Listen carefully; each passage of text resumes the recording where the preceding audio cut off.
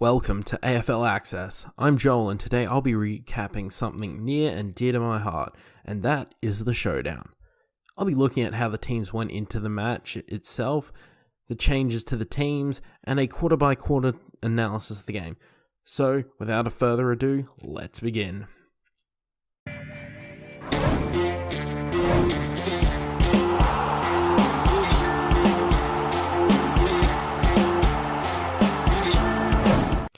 Alright, so going into the first showdown this year, both teams have been okay, I guess.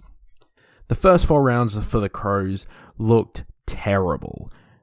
They were slow and unable to generate movement out of the back half, which was their bread and butter in their premiership reaching side of 2017.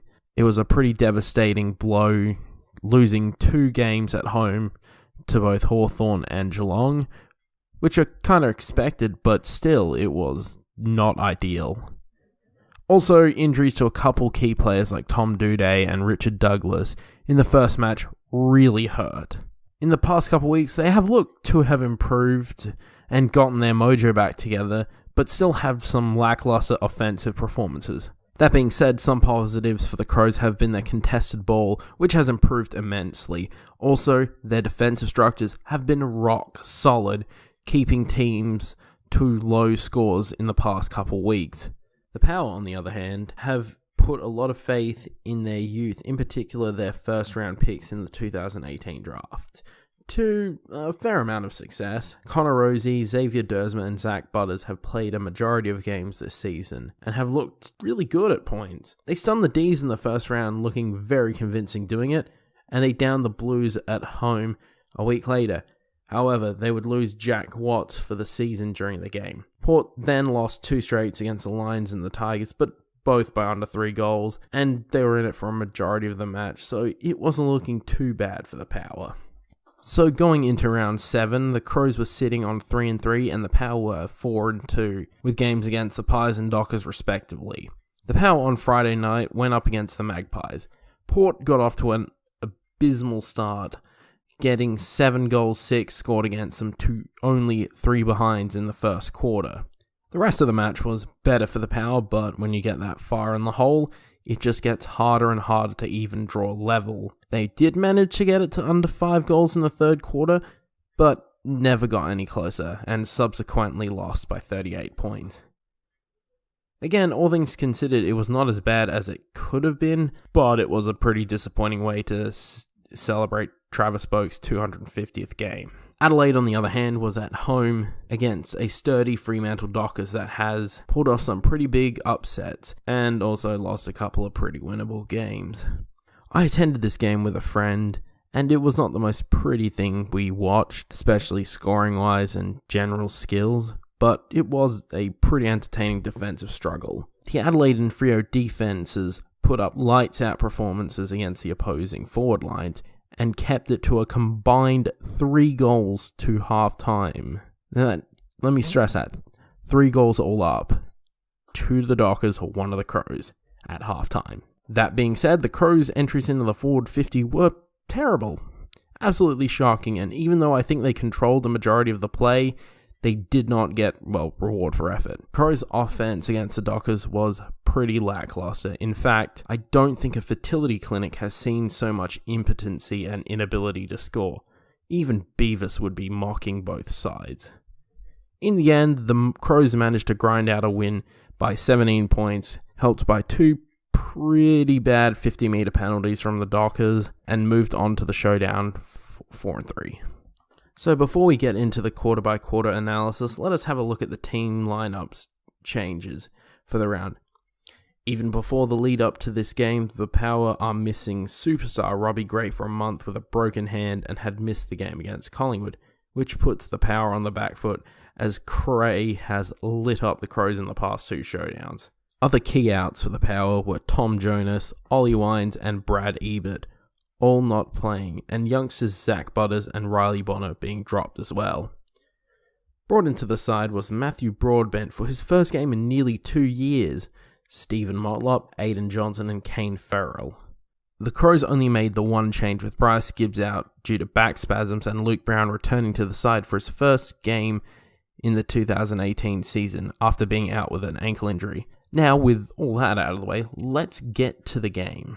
The first quarter was pretty much a giant arm wrestle between the two teams, for at least the first 10 to 12 minutes of the quarter.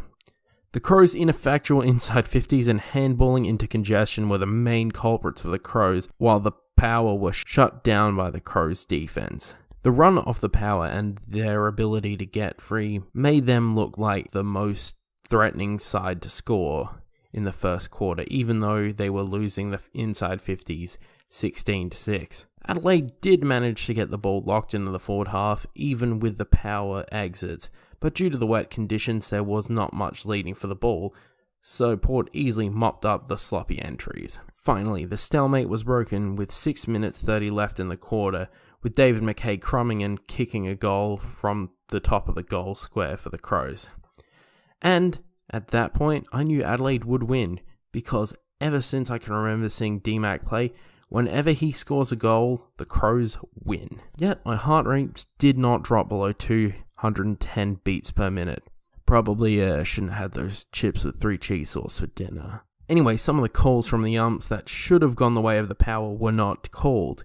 In particular, some deliberate out-of-bound calls against Daniel Talia probably should have been called, even as a Bleeding Hearts Crows fan.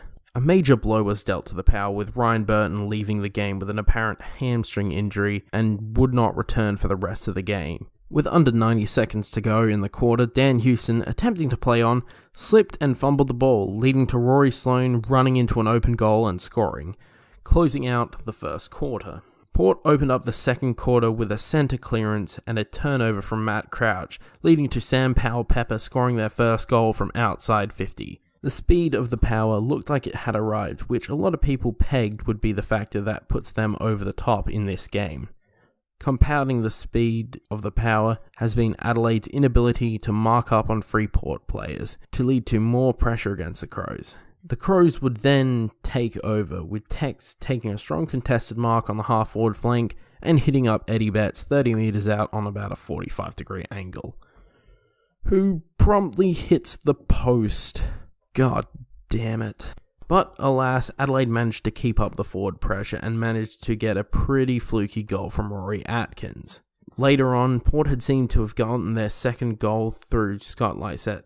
However, it was touched by Luke Brown after my boy Kyle Hartigan completely butchered the ball.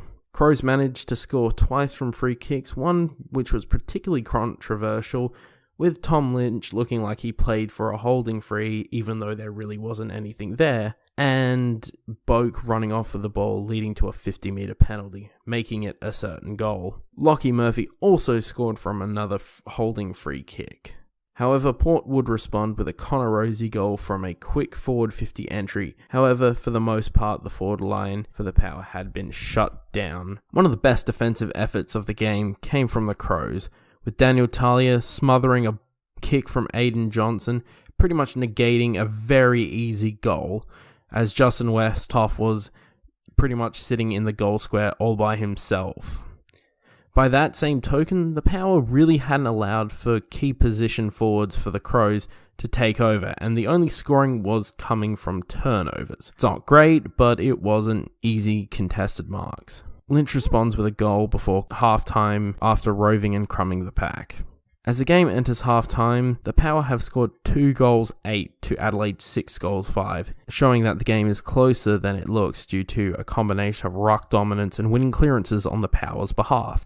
The third quarter started off with a bit of aerial ping-pong, leading to Alex taking some good intercept marks, but otherwise no real offense. After a fumble at the Crows half-forward from the Power, Taylor Walker was found wide open in the forward 50, who promptly goes back and slots the goal.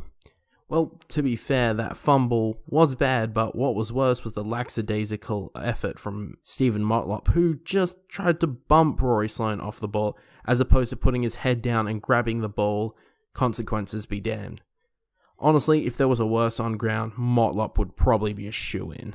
A little bit later, the Power scored a goal from Carl Amon, which brought the Power back to life a little bit, but there wasn't much reward for effort. One of the major areas that the Crows had over the Power was contested ball and ground ball gets, which had suited the wet and slippery conditions of the Adelaide Oval. During the third quarter, there was a pretty big out for the Crows, with Matt Crouch being ruled out for the rest of the game, depleting their healthy legs. Port have been capitalising with their massive forward pressure, but again, they have not been able to score with a atrocious 3-12 going into three-quarter time.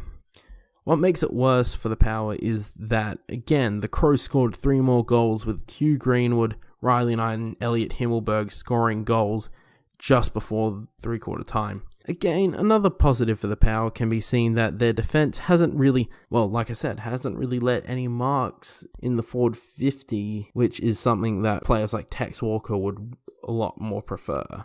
And again, it could have been a whole lot worse, with Himmelberg marking before the siren, but completely shanked the shot for goal, keeping the Crows up at 38 points going into the third quarter break. Now entering into the fourth quarter.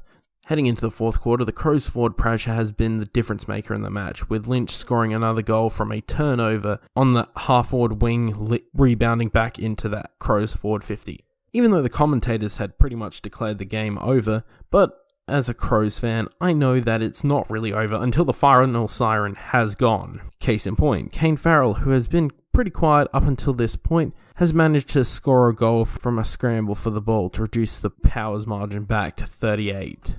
Again, momentum swung the way of the Power, with a goal from Sam Powell-Pepper and Xavier Dersma putting the pressure back on Adelaide.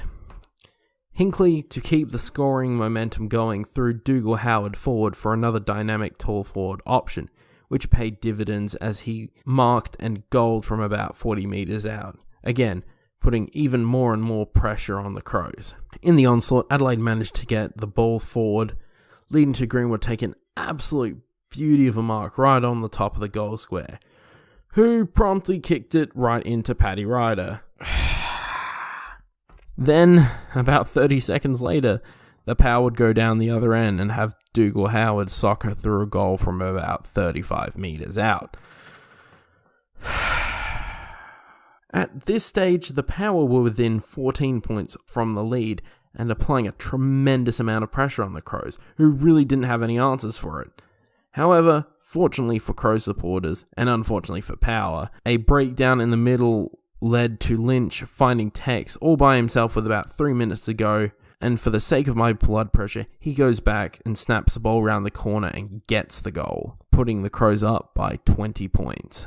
But to finally put my mind at ease, Lockie Murphy makes a great tackle on Matthew Broadbent pretty much on the goal line, allowing for Riley Knight to scoop up the ball and kick the sealer, putting the Crows up by 26. Port did manage to peg one back, with Sam Gray crumbing the pack after Rosie dobbed the ball into the top of the goal square. But that wasn't enough. The final siren sounds, blood pressure returns to normal, Keith wins the showdown medal, and Adelaide walk out with the 4 points.